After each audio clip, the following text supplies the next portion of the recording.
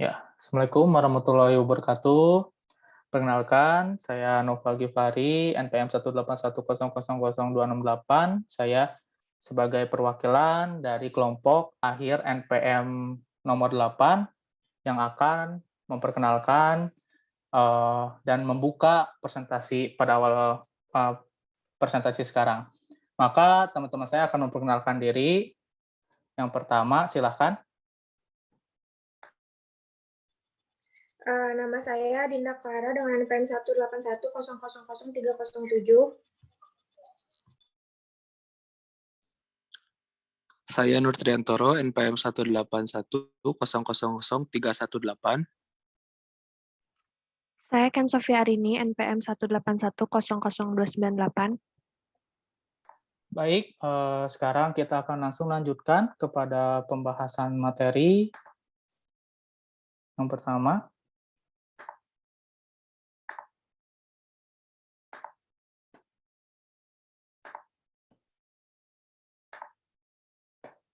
ya,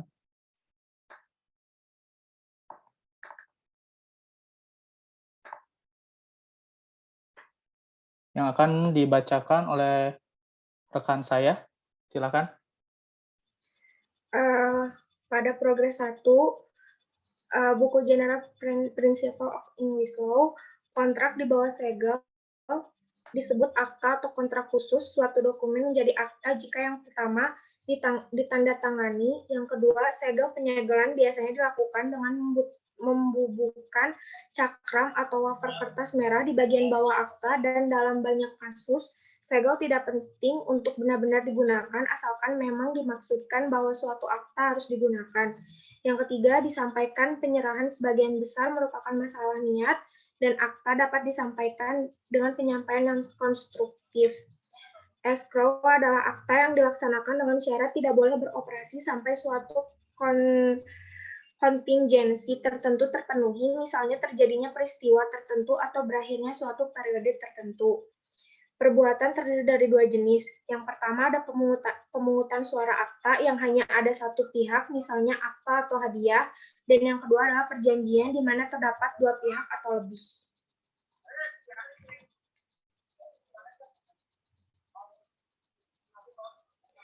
Suatu akta tidak perlu didukung oleh pertimbangan, dan oleh karena itu dapat digugat untuk mengikat janji secara serampangan.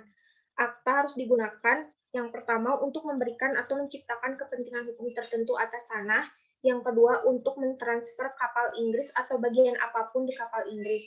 Suatu akta tunduk pada batasan jangka waktu yang lebih lama dan membuat pertahanan tambahan tertentu tersedia. Yang pertama bukan ex factum, yang kedua estoppel dengan perbuatan, yang ketiga adalah merger.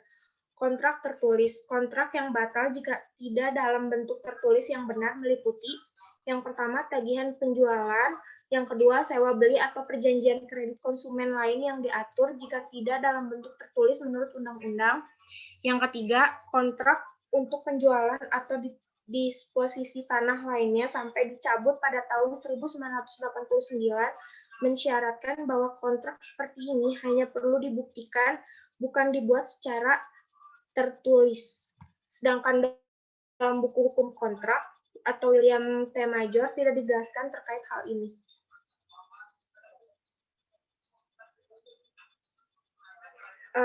Kemudian untuk progres yang kedua adalah buku General Principle of English Law.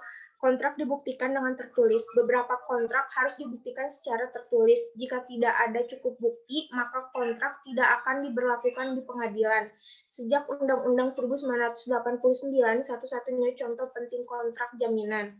Buku hukum kontrak William Major. Di dalam buku tersebut, pada halaman 215, menjelaskan pula tentang kontrak yang tak dapat dilaksanakan kecuali jika dibuat tertulis. Yang pertama, nota. Kontrak-kontrak tak dapat dilaksanakan jika penggugat tak dapat menunjukkan nota atau memorandum yang cukup untuk kesepakatan tersebut. Yang kedua, kontrak yang tak dapat dilaksanakan. Kontrak-kontrak terpenting yang termasuk ke dalam kelompok ini adalah Yang pertama, kontrak jaminan. Yang kedua, kontrak penjualan atau disposisi lain atas tanah atau suatu kepentingan atas tanah. Yang ketiga, kontrak jaminan. Sebuah kontrak jaminan dibuat kala mana satu pihak penjamin berjanji untuk bertanggung jawab atas setiap utang kegagalan bayar atau kekeliruan orang lain. Yang keempat, tiga pihak. Yang kelima, ganti rugi yang dibedakan dari jaminan. Perbedaan tersebut ada dua. Yang pertama, penjamin menjadikan dirinya penanggung jawab sekunder, dan yang kedua, orang yang memberikan ganti atas suatu kerugian adalah penanggung jawab primer.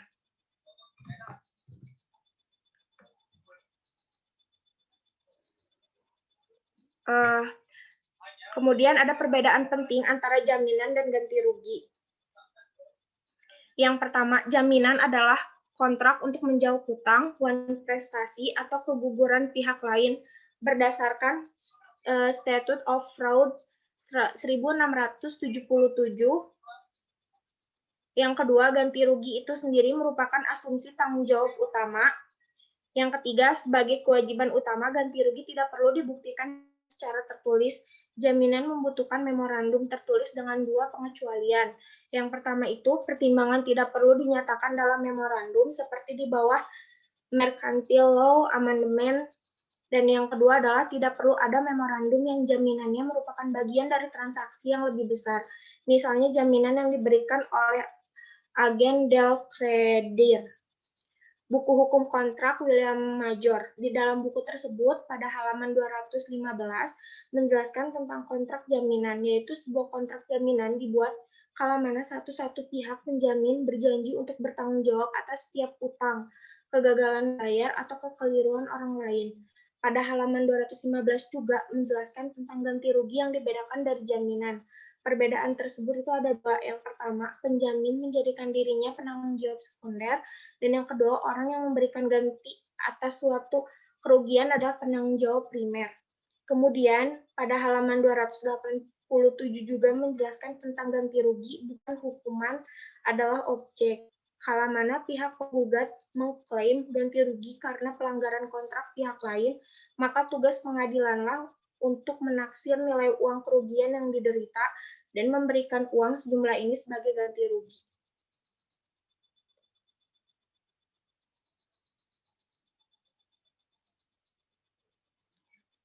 Progres yang keempat. Nilai untuk menciptakan relasi hukum. Agar kesepakatan dapat diberlakukan sebagai kontrak yang mengikat, itu harus merupakan niat para pihak untuk menciptakan hubungan hukum.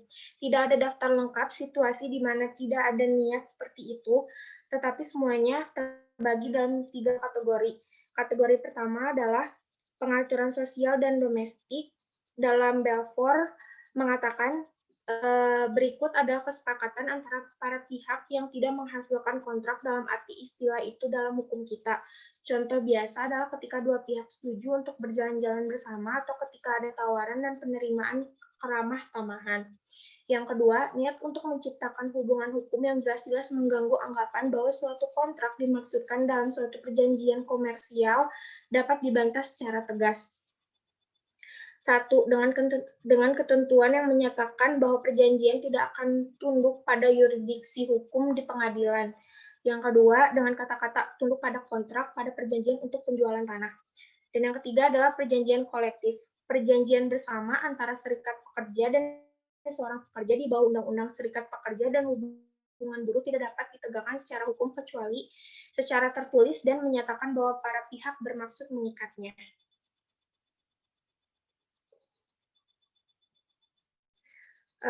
Dan pada buku hukum kontrak dalam halaman 257 menjelaskan sebagian tentang performa harus lengkap, yaitu kewajiban kontraktual terputus, performa lengkap, janji pihak-pihak yang bersangkutan. Promis berhak memperoleh manfaat dari performa lengkap yang secara eksak sesuai dengan janji promisor atau pihak yang berjanji. Kemudian di halaman 218 menjelaskan juga tentang performa sebagian atau part performance, the Statute of Fraud, Undang-Undang tentang Penipuan 1677 pasal 40 dari Law of Property Act, Undang-Undang tentang Hukum Properti 1925 dirancang untuk mencegah penipuan. Karena itu, kapan salah satu pihak dalam sebuah kontrak yang terdapat dilaksanakan telah melakukan sebagian atau seluruh kewajibannya dalam kesepakatan. Progres selanjutnya akan dibacakan oleh rekan saya.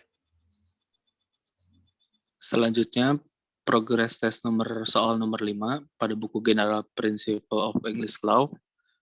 Konsensus et idem persetujuan dari pihak-pihak tertentu diperlakukan agar kontrak dapat diberlakukan. Namun, dalam kehidupan modern, kontrak dapat muncul dengan banyak cara lain. Yang pertama, berdasarkan tingkah laku kontrak yang disepakati segera setelah uang dimasukkan ke dalam mesin tiket otomatis yang tidak ada konsensus antara proprietor dan pelanggan. Kemudian yang kedua, berdasarkan hukum The Sale of the Good Act, menyatakan bahwa jika ada kontrak untuk penjual barang, ini adalah salah satu dari banyak kasus di mana hukum mengintervensi dan mengambil alih tangan para pihak. Yang ketiga, dengan kesimpulan contoh terkenal adalah Clark v. Dunraven tahun 1897, kapal pesiar Satanita dan Valkyrie diikutsertakan untuk perlombaan. Masing-masing pemilik harus mematuhi peraturan klub kapal pesiar.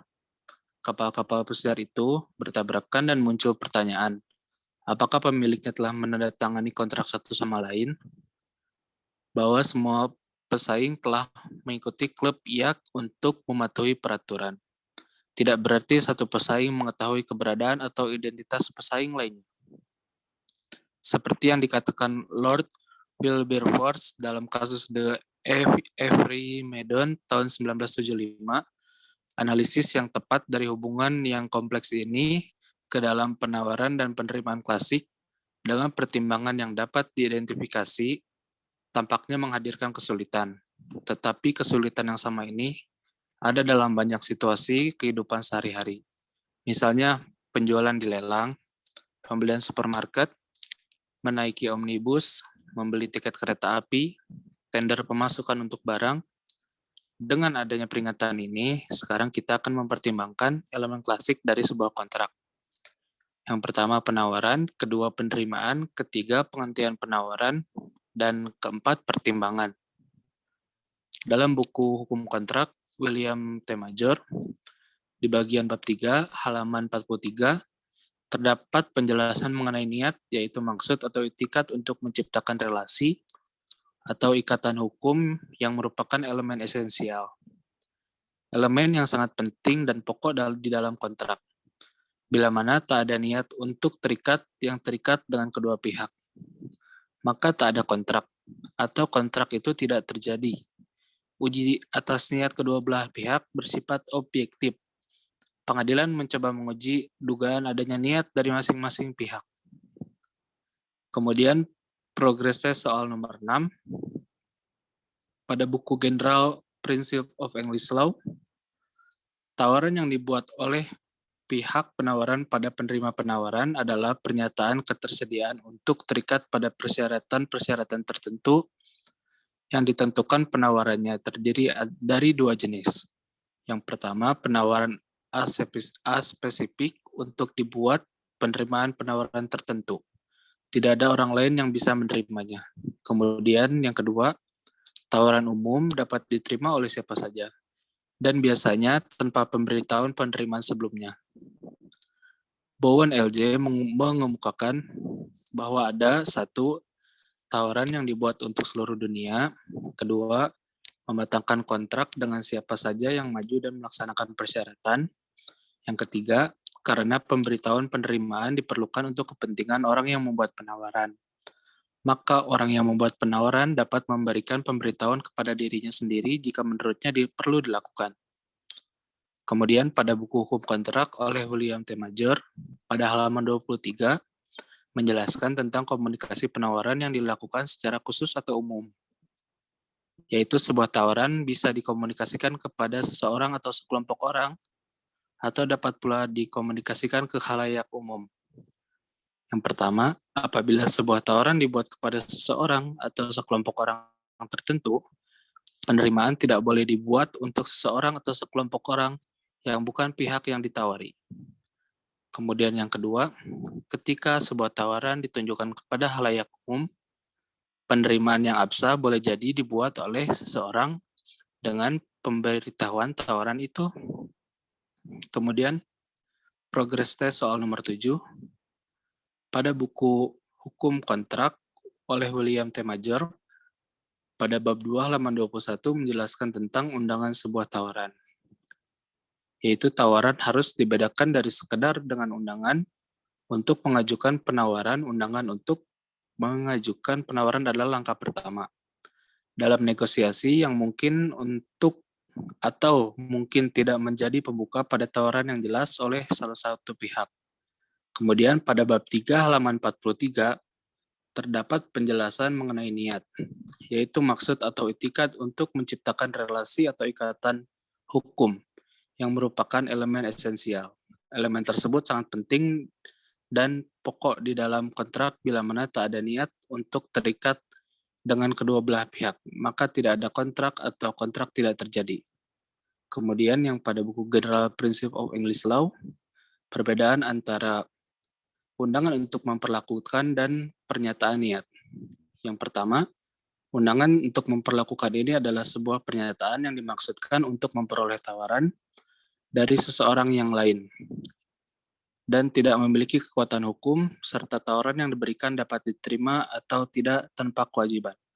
Kemudian pernyataan niat dari lelang yang akan datang. Perbedaannya, pada poin A dan B terletak pada siapa yang menawarkan. Jika pihak A yang menawarkan adalah yang mempunyai usaha tertentu, contohnya lelang kerajinan di Jawa Barat, di sini hanya sebatas mengundang saja. Sedangkan untuk poin B yang menawarkan adalah orang yang ingin mendapatkan sesuatu dari orang yang melakukan pelelangan. Kemudian yang soal nomor 8, pada buku General Principle of English Law, di situ menerapkan aturan penawaran dan penerimaan pada situasi berikut. Yang pertama, penawaran dilelang bisa jadi pihak pemberi penawaran yang menurut persyaratan penawarannya bersikeras untuk diterima dengan cara tertentu. Berhak untuk bersikeras bahwa dia tidak terikat kecuali permintaan diberlakukan atau dikomunikasikan dengan cara yang tepat. Pihak pemberi penawaran dapat dengan melakukan atau dengan cara lain melepaskan haknya untuk menuntut metode penerimaan yang ditentukan. Kemudian yang kedua, memasukkan koin ke dalam mesin slot. Tawaran yang dibuat sewaktu pemilik mesin memberitahu bahwa mereka sudah siap untuk menerima uang. Penerimaan terjadi ketika pelanggan memasukkan uangnya ke dalam slot. Kemudian yang ketiga, memajang barang di etalase toko dengan harga yang ditandai. Termasuk pada invitation to trade, the display of good in a shop window with the price market. Kemudian yang keempat, harga yang tertera pada barang di dalam katalog. Untuk pada buku Hukum Kontrak William T. Major tidak menjelaskan terkait hal ini. Yang selanjutnya akan dilanjutkan oleh rekan saya. Pada progres 9 dalam buku General Principle of English Law, pencabutan tawaran dapat dibatalkan kapan saja sebelum diterima. A. Pencabutan harus dikomunikasikan karena sampai penerima penawaran benar-benar menerima pencabutan, dia berhak untuk menerima. B. Komunikasi tidak langsung, penerima penawaran mengetahui tentang pencabutan yang tidak dapat dia terima di kemudian hari, meskipun dia mendengarnya hanya secara tidak langsung atau dalam kasus kontrak sepihak. Dalam buku Hukum Kontrak, William T. Major dijelaskan pada halaman 35 mengenai pembatalan penghentian sebuah tawaran. Sebuah tawaran mungkin berakhir karena pembatalan, habis waktu, atau penolakan. Komunikasi tak langsung pembatalan, asalkan pihak yang menawarkan sudah memperlihatkan dengan kata-kata atau perbuatan. Sebuah tawaran dapat tak berlaku dan karenanya tak dapat diterima. A. Karena berlakunya waktu. B. Karena kematian salah satu pihaknya. C. Karena tak terpenuhinya suatu syarat akibat suatu preseden.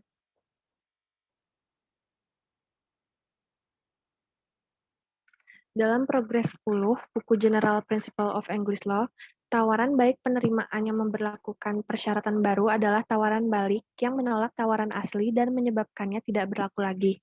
Contoh umum dan mencolok dari penawaran balik adalah pertempuran bentuk, di mana dua perusahaan bertukar bentuk standar mereka. Satu perusahaan membuat penawaran dengan menyertakan persyaratan standarnya. Perusahaan penerima penawaran menerima tawaran ini dengan menyertakan persyaratan standarnya sendiri. Sedangkan dalam buku Hukum Kontrak William T. Major, di dalam buku ini pada halaman 25 menjelaskan tentang sebuah tawaran balik dianggap sebagai penolakan, yakni ketika orang yang diberi tawaran membuat suatu tawaran balik, maka tawaran asal dianggap telah ditolak dan untuk selanjutnya tidak dapat diterima. Kemudian pada halaman 27 menjelaskan pulang tentang tunduk pada kontrak. Misal dalam jual beli tanah, lazim untuk mengungkapkan kesepakatan awal tentang sebagaimana tunduk pada kontrak.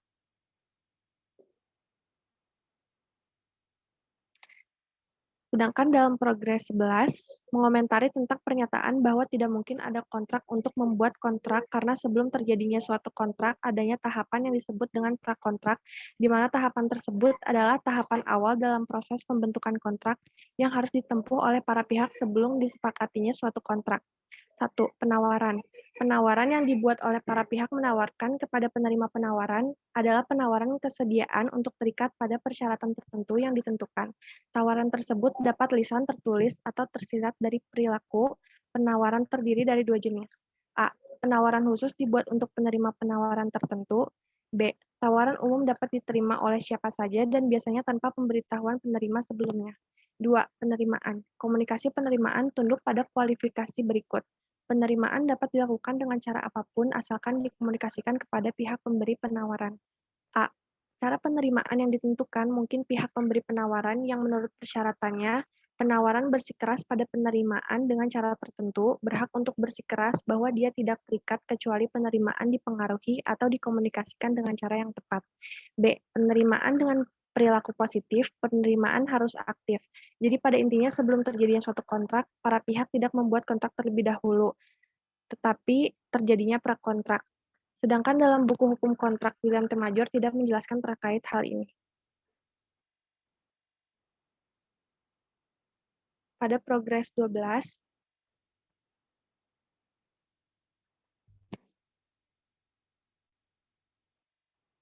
dalam buku General Principle of English Law, tender adalah suatu bentuk penawaran untuk penyediaan barang atau jasa, biasanya dilakukan sebagai tanggapan atas permintaan tender dari beberapa calon pemasok. Bentuk tender adalah sebagai berikut. A. Penawar tunggal, misalnya tender untuk membangun pabrik. B. Penawaran tetap, misalnya tender untuk memasok barang sesuai kebutuhan. C. Pemasok tunggal, orang yang mencari tender dapat setuju untuk mengambil semua persyaratannya untuk barang tertentu dari penawar. Dalam buku Hukum Kontrak William T. Major, penjelasan mengenai tender ada pada halaman 28, yaitu kategori tender atau pelelangan bisa merupakan A. Tawaran pasti atau definitif untuk memasok barang-barang atau jasa-jasa tertentu, dan setiap tender yang diajukan adalah sebuah penawaran.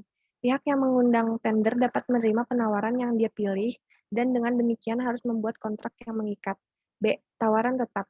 Bila mana tender diundangkan untuk memasok barang atau jasa tertentu, seperti dan ketika barang atau jasa itu dibutuhkan, seseorang pengusaha yang mengajukan suatu tender berarti tengah membuat penawaran tetap.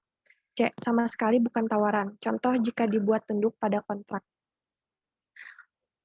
Lalu progres selanjutnya akan dibacakan oleh teman saya.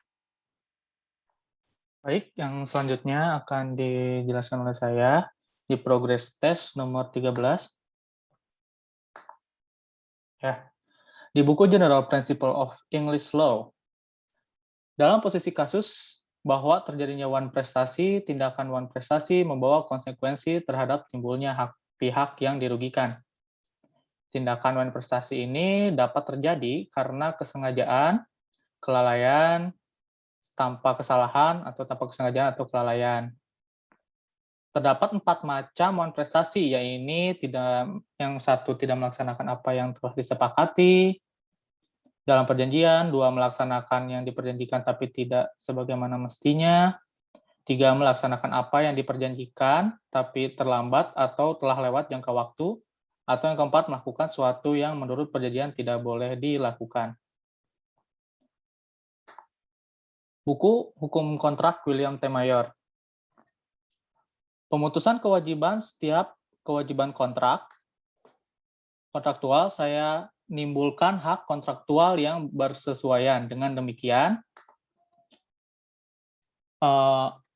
keanggotanya salah satu pihak diputus, maka hak kontraktual yang bersesuaian pada pihak lain pun jadi terhapus. Seluruh kewajiban yang timbul di bawah sebuah kontrak diputus dan dengan demikian seluruh hak terhapus, maka kontrak dikatakan terputus. Selanjutnya di progres yang 14, di buku General Principles of English Law, ada berdasarkan Kitab Undang-Undang Hukum Perdata, KUHP, kontrak melahirkan suatu perikatan antara pihak yang mengikatkan dirinya, sehingga dari pihak kontrak jadilah lahir suatu perikatan di mana para pihak yang mengikatkan diri memiliki kewajibannya masing-masing sesuai yang ditentukan dalam kontrak menurut pasal 1320 KUH Perdata. Kontrak akan sah jika memenuhi beberapa syarat di bawah ini. Yang satu, kecakapan para pihak. Yang dua, kesepakatan antara para pihak. Yang tiga, adanya suatu hal atau objek tertentu. Yang empat, suatu sebab yang halal tidak bertentangan dengan hukum yang berlaku, kesusilaan, dan ketertiban umum. Lalu, di buku Hukum Kontrak William T. Mayor, sehingga dari kontrak ini lahir suatu perikatan di mana para pihak yang mengikatkan diri memiliki kewajibannya masing-masing sesuai yang ditentukan dalam kontrak, yaitu A. Kesepakatan, B. Niat, C. Konsiderasi, janji, atau manfaat timbal balik. Penerimaan melalui pos. Bila mana possession sebagai cara yang tepat untuk mengkomunikasikan penerimaan tersebut sejak saat surat penerimaan itu diposkan.